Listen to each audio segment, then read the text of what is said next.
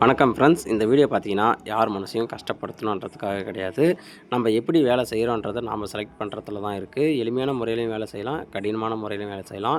இந்த வேலை பார்த்தீங்கன்னா, கடினமான வேலை. நானே ஓப்பனா சொல்லுவேன். கிட்டத்தட்ட பார்த்தீங்கன்னா, இது வந்து 3 ஆஃப்டர் பில்டிங்கு. இதுக்கு யூபிஎஸ் வயரிங் பண்ண கிடையாது. கஸ்டமர் நம்மள கூப்பிட்டுருக்காங்க, யூபிஎஸ் வயரிங் பண்ணி தாங்கன்னு.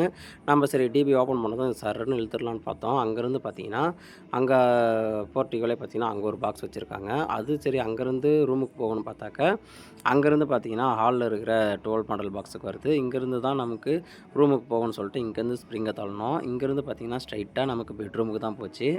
பெட்ரூம்லேருந்து தான் பார்த்தீங்கன்னா, ரூம்ஸ்க்கு எல்லாத்துக்குமே சர்க்யூட் வந்து டிவைட் ஆச்சு. இது எதனால சொல்கிறேன்னா, நம்ம வேலையை எந்த அளவுக்கு நம்ம எளிமையா முடிக்கிறோம், அது நம்ம கையில தான் இருக்கு. இந்த மாரி ரிஸ்க் எடுத்து ஒர்க் பண்ணி எந்த ஒரு யூஸும் கிடையாது. ஏன்னா, இதால ஒயர் தான் வேஸ்ட் ஆகும். நம்மளுடைய டைமும் வேஸ்ட் ஆகும். இந்த ஒர்க் வந்து நீங்க இத பத்தி என்ன நினைக்கிறீங்க? அப்படின்றதையும் கமெண்ட் பண்ணுங்க.